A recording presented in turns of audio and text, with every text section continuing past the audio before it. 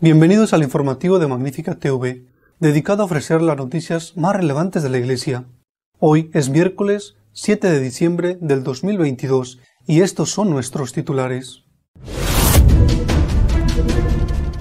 El Vaticano ha anunciado que el pontífice visitará Sudán del Sur y el Congo en el mes de enero. Este viaje tuvo que ser suspendido debido a los problemas de la rodilla del Papa. Los obispos de Bélgica han efectuado la preceptiva visita ad limina al Vaticano y han planteado la misma petición que hicieron los alemanes. Coincidiendo con la visita ad limina de los obispos belgas, se ha presentado la estadística de la Iglesia en ese país, que se encamina hacia la desaparición. Según los últimos datos estadísticos, el conjunto de los cristianos en Inglaterra y Gales no llega a la mitad de la población. El prefecto de la Secretaría de Estado del Vaticano, el padre Guerrero, jesuita, ha presentado la dimisión por motivos de salud. Le sucede por primera vez un laico. Por fin el Papa podrá llevar a cabo el aplazado viaje al Congo y Sudán del Sur. Será el próximo mes de enero, según ha anunciado el Vaticano. La Santa Sede ha anunciado que la visita apostólica del Papa a la República Democrática del Congo y Sudán del Sur será del 31 de enero al 5 de febrero de 2023. En su parada en Juba estará acompañado por el arzobispo anglicano de Canterbury y el moderador de la Asamblea General de la Iglesia de Escocia. Este viaje debía haberse realizado en el pasado mes de julio. Los problemas de rodilla del Santo Padre hicieron inviable llevarlo a cabo en ese momento, y en su lugar fue enviado el cardenal Parolin, secretario de Estado del Vaticano. La salida, el 31 de enero de 2023, será a la capital de la República Democrática del Congo, Kinshasa, donde el Papa, a su llegada, verá al presidente de la República y luego se reunirá con el cuerpo diplomático. Al día siguiente, 1 de febrero, celebrará una Santa Misa por la mañana en el aeropuerto de la ciudad de Ndolo. Al día siguiente, 2 de febrero, Francisco tendrá 3 encuentros, 2 públicos, con jóvenes y catequistas, y luego con sacerdotes, diáconos consagrados y seminaristas en un encuentro de oración. La reunión privada será con miembros de la Compañía de Jesús. El 3 de febrero, Francisco partirá hacia la capital de Sudán del Sur, Juba, y con él estarán el arzobispo de Canterbury, Justin Welby, y el moderador de la Asamblea General de la Iglesia de Escocia, Jim Wallace. En Juba, tras la ceremonia de bienvenida, habrá una visita de cortesía al presidente de la República. Al día siguiente, el Papa se reunirá con obispos, sacerdotes y seminaristas y tendrá un encuentro con miembros de la Compañía de Jesús, otro con desplazados internos y una oración ecuménica en el mausoleo John Garang. La Iglesia belga ha planteado las mismas exigencias que la alemana en la visita ad limina que ha llevado a cabo al Vaticano. Justo después de los obispos alemanes, ha llegado el turno de la visita ad limina de los belgas, de los que una parte, los obispos flamencos, aprobaron recientemente un rito para bendición de parejas del mismo sexo, en contra de lo establecido por la Congregación de la Doctrina de la Fe en un responso. El cardenal de Kessel, presidente de los obispos belgas, informó del contenido de los diálogos llevados a cabo con los distintos dicasterios del Vaticano. Hemos hablado de las parejas homosexuales, hemos hablado de los viri probati, hemos hablado de la posibilidad del diaconado para las mujeres, afirmó. De Kessel también reivindicó la ordenación de hombres casados y la ordenación de diaconisas, alegando que esto ya existía en la antigüedad. En realidad, lo que existía con respecto a las mujeres era la institución de un ministerio que les permitía dedicarse al servicio de los sacerdotes. La Iglesia en Bélgica se encamina hacia la desaparición. Así lo confirman los datos estadísticos dados a conocer esta semana. En medio de la polémica sobre la bendición de parejas homosexuales, se dan a conocer los sombríos datos de la situación de la Iglesia en Bélgica. Hubo 8 ordenaciones sacerdotales en 2021, mientras que 6 sacerdotes diocesanos dejaron el ministerio. Hubo también un aumento significativo en el número de personas que solicitan que sus nombres sean eliminados de los registros de bautismo. En el año 2021 hubo 5.237 solicitudes de este tipo, en comparación con 1.261 en 2020 y 1.800 en 2019. El informe pone de manifiesto que la asistencia a la misa en un domingo promedio fue de 166.785 en 2021, en comparación con 241.029 en 2019. La asistencia a la Misa del Gallo y el día de Navidad fue de 347.229 en 2021, una disminución grande en comparación con 551.134 en 2019. Hay aproximadamente 6,7 millones de católicos bautizados en Bélgica, de una población total de casi 12 millones, lo que sugiere que alrededor del 2,5% de los católicos asistieron a la misa dominical en 2021, en comparación con el 42,9% en 1967. Inglaterra ha dejado de ser cristiana, al menos desde el punto de vista estadístico, pues el conjunto de todas las iglesias no llega ya a la mitad de la población. Según la Oficina Nacional de Estadísticas, que ha publicado una nueva tanda de resultados del censo 2021, menos de la mitad de los residentes en Inglaterra y Gales se consideran cristianos. Es la primera vez que esto sucede desde que las Islas Británicas se convirtieron al cristianismo. Aunque la respuesta a la pregunta de la religión era voluntaria, un 94% de la población en Inglaterra y Gales, o 56 millones, respondió frente al 92,9% en 2011, apunta la ONS. Y dentro de los datos destaca que por primera vez en un censo de Inglaterra y Gales, menos de la mitad de los censados, un 46,2% o 27,5 millones, se describió como cristiana, un descenso de 13,1 puntos porcentuales respecto al 59,3% o 33,3 millones de 10 años antes. La segunda categoría más frecuente fue la de sin religión, un aumento de 12 puntos hasta el 37,2%, y hubo incrementos en el número de personas que se describieron como musulmanas, hasta un 6,5% o 3,9 millones, e hindúes, 1,7% o 1 millón. Londres sigue siendo la región con la mayor diversidad religiosa de Inglaterra, con más de una cuarta parte, 25,3%, de los residentes asociándose a una religión distinta a la cristiana. Por contra, el noreste y el suroeste ingleses son las zonas con menos diversidad religiosa, con un 4,2% y un 3,2% de no cristianos, respectivamente. Un laico presidirá por primera vez la Secretaría de Estado para la Economía en el Vaticano. El anterior presidente, el padre Guerrero, ha dimitido por motivos de salud.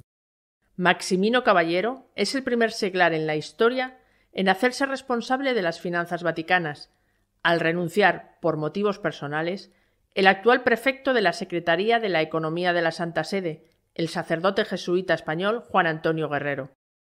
El Papa, informó la oficina de prensa de la Santa Sede, agradeció calurosamente al padre Guerrero la dedicación mostrada en su servicio a la Santa Sede. El padre Guerrero logró poner en orden la economía. Fue un trabajo fuerte y exigente que dio muchos frutos. El Santo Padre le asegura sus oraciones. Coincidiendo con el anuncio, el padre Guerrero envió una carta a los empleados y colaboradores de la Secretaría para la Economía, en la que explicó los motivos de su decisión. Fui intervenido quirúrgicamente este año y estoy sometido a un tratamiento médico que me está produciendo ciertos efectos secundarios, que me dificultan especialmente el desempeño de una tarea tan exigente como la que estoy realizando, y que requiere una eficacia física y una concentración mental mejores que las que tengo en este momento. El prefecto saliente añadió: experimentamos que en el proceso de reforma hay pasos hacia adelante y pasos hacia atrás, pero a medida que pasan los años vemos un progreso real. Ahora no estamos en el mismo punto en el que empezamos. Nuestro editorial de esta semana está dedicado a comentar la visita de los obispos belgas al Vaticano y la inclusión de los objetivos de la Agenda 2030 en la Jornada Mundial de la Juventud. Las conferencias episcopales tienen la obligación de visitar la estructura del Vaticano, es decir, los consejos pontificios, los diferentes dicasterios y sobre todo al Papa, al menos una vez cada 5 años, de forma habitual. La verdad es que ahora con lo de la epidemia del COVID esto se ha retrasado y hay conferencias que hace ya 7 o 8 años que no han ido a esta visita. Visita que se llama visita ad limina, visita a los sepulcros de San Pedro y de San Pablo, es decir, aquellos fundamentos de nuestra fe. Hace unos días le tocó la visita ad limina a los obispos alemanes y esta semana han sido los obispos belgas. Los obispos belgas están en plena sintonía con los alemanes, con la diferencia de que no tienen tanto pensamiento propio y son una conferencia episcopal pequeña de un país pequeño y además en una profundísima crisis. Han estado visitando los distintos dicasterios del Vaticano, se han reunido, todas las conferencias episcopales lo hacen, se han reunido con el Papa, pero no ha habido una sesión extraordinaria como hubo con los alemanes, donde estuvieron presentes los cardenales Parolin, Ladaria y Ouellet. Y por lo tanto no ha habido un comunicado final, pero no porque sean distintos entre ellos, sino porque el Vaticano no les da tanta importancia. Sin embargo, al acabar la visita ad limina, el presidente de los obispos belgas, arzobispo de Bruselas, Monseñor de Kassel, ha hecho unas declaraciones diciendo que ha encontrado acogida por parte de los presidentes de los distintos dicasterios y en algunos casos ha encontrado rechazo a sus propuestas, pero que ellos van a seguir haciendo lo que estaban haciendo hasta ahora, entre otras cosas, la bendición de las parejas homosexuales, que ya habían empezado, ya fue noticia hace unos meses. Parece, por lo tanto, que la doctrina se mantiene, es decir, que el Vaticano no está dispuesto a ceder en sus principios esenciales, lo mismo que manifestó ante los alemanes. La doctrina se mantiene, pero se deja a cada uno que haga lo que quiera. Esto, por supuesto, puede estar motivado por la prudencia y por el deseo de no romper, pero puede tener una consecuencia muy negativa, la consecuencia de que esa permisividad, esa tolerancia, ese no hacer nada, acabe precisamente por imponer una práctica que luego ya no tenga marcha atrás. Puede ocurrir que sea como si estuviéramos socavando los cimientos de un edificio, no se derriba el edificio, aparentemente el edificio está sin tocar, pero los cimientos van quedando minados hasta que el edificio se viene abajo por sí mismo. Y eso sería catastrófico. Eso es lo que puede ocurrir. La otra noticia de esta semana no es que sea propiamente de esta semana, pero que esta semana está mostrándose signos de alboroto y de rechazo, es el hecho de que en el programa de la JMJ, de la Jornada Mundial de la Juventud, que se celebrará en Lisboa, aparece dentro del capítulo de la sostenibilidad, aparece la alusión a la Agenda 2030 de las Naciones Unidas. Bueno, hay que recordar algunas cosas de la JMJ. Nacieron con el impulso de San Juan Pablo II para dar un testimonio ante el mundo de que había jóvenes católicos que estaban entusiasmados con su fe y que amaban a la Iglesia en un contexto donde la inmensa mayoría de los jóvenes se habían alejado de la fe. Servía para dar estímulo, aliento a esos chicos que, gracias a esas macro reuniones, no se sentían tan solos. Aunque en su lugar de origen fueran una minoría, sabían que en su conjunto había otros y que no eran tan pocos como pudiera parecer. La característica de la JMJ fue siempre el entusiasmo y la alegría, y ha sido una experiencia maravillosa durante todos estos años. Yo creo que una parte importante de los sacerdotes hemos participado de una manera o de otra en ella. Era ciertamente importante el tema que se trataba y muy importante el mensaje que el Papa daba en las distintas JMJ, algunas desde luego inolvidables. Es lógico, me parece a mí, que es lógico que en este momento se quiera hablar del problema ecológico y de hacer un desarrollo sostenible. Es lógico porque es uno de los temas del momento y porque interesa muchísimo a los jóvenes. Lo que hay que tener mucho cuidado es que esos temas no lleven a asumir unos conceptos que no son católicos y que además el Papa Francisco ha insistido una y otra vez en que no debemos asumirlos. Porque en la Agenda 2030 hay al menos 2 puntos que podrían ser peligrosos y que el lenguaje que se ha utilizado se presta a esa manipulación. Me refiero al tema de la igualdad de género, así se dice, que podría ocurrir que dentro de la promoción de esa igualdad de género se incluyera la ideología de género, y el tema de la igualdad de la mujer y de los derechos sexuales, de los derechos sanitarios de la mujer, que ahí podría introducirse el tema del aborto. Creo que el Santo Padre ha sido muy claro en el asunto del aborto y también en el asunto de la ideología de género, que precisamente por eso hay que procurar que en ese contexto de la Jornada Mundial de la Juventud no se infiltren doctrinas que no son católicas. Primero porque se haría daño a los jóvenes católicos, pero es que luego acabaría la JMJ, porque los jóvenes católicos simplemente poco a poco, muchos de ellos dejarían de ir. Eso acabaría muriendo. Si se separa la JMJ de la doctrina de la Iglesia, la JMJ está muerta y además a corto plazo. Estoy seguro de que no va a ocurrir, porque, repito, el Papa es muy claro en estos conceptos, pero desde luego hay que hacer un esfuerzo para evitar la contaminación. Ahora bien, lo que no debemos olvidar es que estamos en Adviento y no debemos olvidarlo porque corremos el riesgo de convertirnos en personas que se fijan solo en lo negativo y en los problemas que existen y que muchas veces nos agobian. Pero también hay muchas cosas buenas y esas cosas buenas tienen que servirnos para tener equilibrio. Ni podemos caer en el angelismo en el que algunos caen, que dicen, no, ya lo arreglará todo Dios, Dios es el Señor Todopoderoso, ya lo hará Él, nosotros no tenemos que preocuparnos de nada, porque ya lo hará Él. Bueno, pero si eso hubiera sido así, Dios no se hubiera hecho hombre y Dios no hubiera enviado, el Espíritu Santo no habría venido sobre tantos santos para moverles a hacer cosas, sino que hubiera sido todo hecho a golpe de milagro. Esa no es, desde luego, la doctrina católica, no ha sido nunca el camino de los santos, ni siquiera el camino de los místicos. Y quiero recordar solamente a Santa Catalina de Siena y cómo ella se inmiscuyó intensísimamente en la vida de la Iglesia. No podemos caer en el angelismo de decir, yo no quiero ver lo negativo, ya lo hará todo Dios, no te compliques la vida.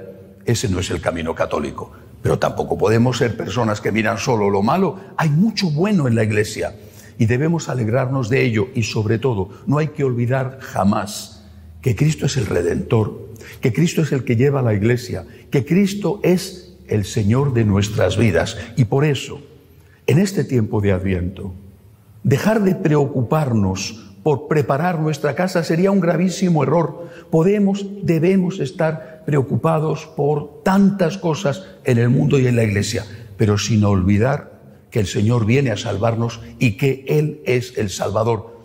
Preparemos nuestra casa, preparemos nuestra alma, preparémosla con una buena confesión y preparémonos para acoger llenos de alegría y de entusiasmo aquel que viene a darnos la salvación y la esperanza.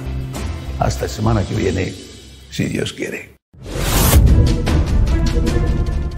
Si deseas estar al tanto de lo que va sucediendo en la Iglesia, lo puedes hacer visitando nuestra página web www.católicosonline.org. Hasta la semana que viene, si Dios quiere.